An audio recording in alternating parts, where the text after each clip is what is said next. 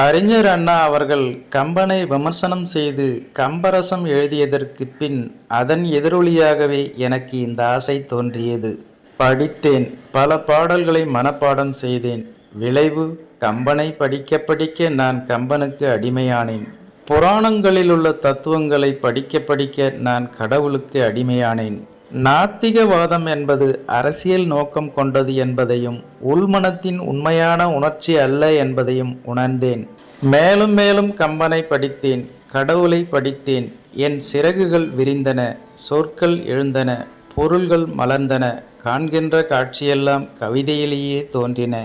புரட்சி என்கின்ற பேரில் குருட்டுத்தனமான நாத்திக மனப்போக்கு தொடர்ந்திருந்தால் எனது எழுத்துக்கள் சுருங்கி, கருத்துக்கள் சுருங்கி, என் பெயரும் சுருங்கியிருக்கும். ரஷ்ய மக்களுக்கு வேண்டுமானால் நாத்திகவாதம் பொருத்தமாக இருக்கலாம். அவர்களது மூதாதையர்கள் ஆக்கி